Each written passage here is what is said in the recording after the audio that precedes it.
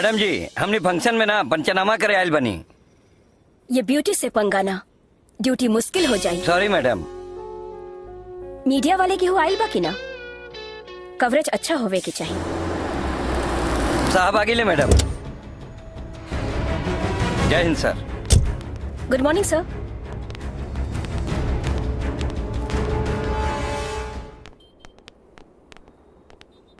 का रे, बड़ी तेजी में अंदर जाता रे?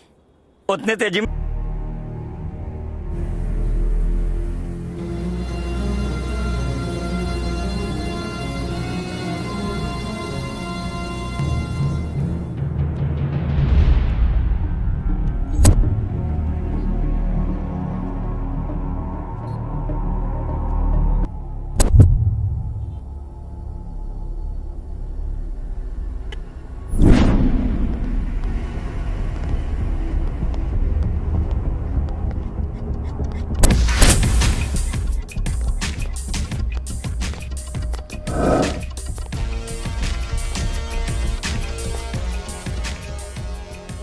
ओह नो, बॉडी के पोस्टमार्टम खाती भेज दा। ओके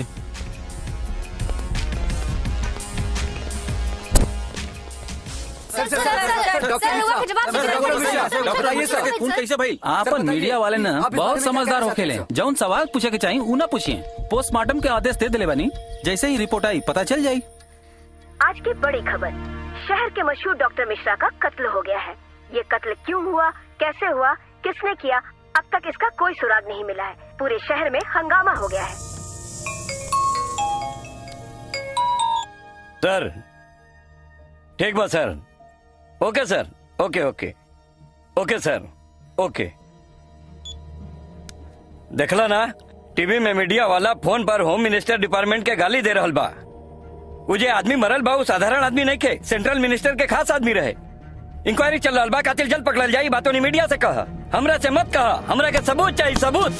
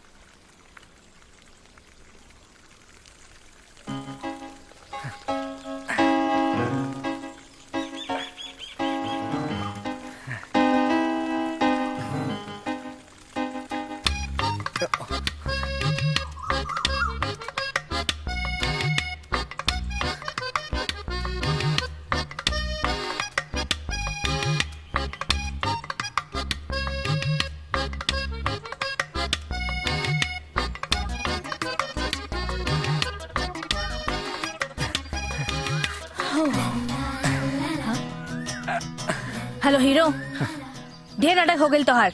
हमार पीछा काहे करत बाड़े? पीछा ना करतानी, जॉगिंग करतानी। अच्छा, जॉगिंग। Please continue.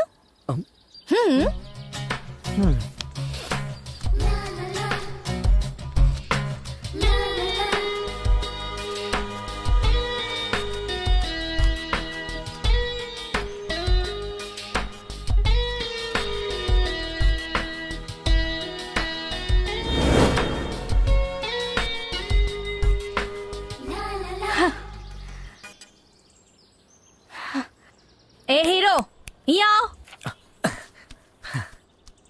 जी का कहत रहला कि हमार पीछा नहीं करत, तो अबे का कहत रहला? नेचर नेचर बहुत सुंदर बना मैडम। नेचर देख रहल बानी। अच्छा, नेचर। हाँ, ब्यूटीफुल नेचर। रहुआ ना देखनी का? अरे ऐसा लागत बा जैसे प्रकृति और हम और प्रकृति एक दूसर खातिर बनल बानी। ये फीलिंग ही बढ़िया बा। एक काम कर, एहिजा बैठ के कविता लिखा। कविता? याद रखिया, हमार नाम सोनू हा। स्विमिंग पूल कोच बानी हम। जुहू में हमार फ्लैट बा और जेब में हमार कोटेक कार्ड बा। रउआ स्विमिंग के कोच हैं? हाँ ओहो, आई एम सो सॉरी। हमके आपके बारे में मालूम ना रहे। हम कितना कुछ कह देनी। I am sorry. आप हमके स्विमिंग सिखाई प्लीज। आप जैसन सुंदर लड़की स्विमिंग सीखल चाहे तो केहू पागल बाजे मना करी। सच? मतलब आप मान गई नी? हाँ।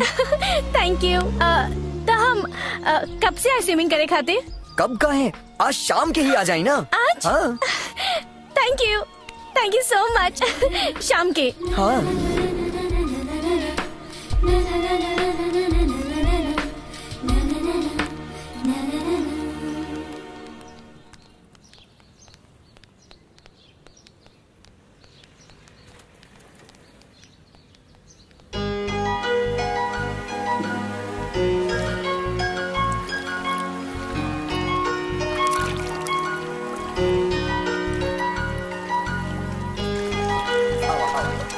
बहुत अच्छा, बहुत अच्छा। गुड। सोनू जी नमस्ते। नमस्ते। हम हूँ अंदर आई। साड़ी में? हाँ, एमे का मैडम। बुराई है? स्विमिंग सीखे खातिर स्विमिंग कॉस्ट्यूम चाहिए। साड़ी में ना होला। वहाँ पे ड्रेसिंग रूम बा। रउआ जाके चेंज वही जा करके आ मिल जाए। जाई। हाँ हाँ। अच्छा हम आवत आनी। ओके।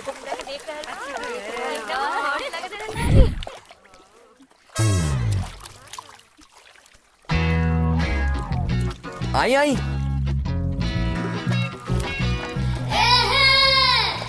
ये तो बहुत छोट कपड़ा।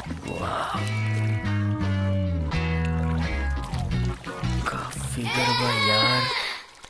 सर सर ऐसे काहे पकड़ ले बाड़ू?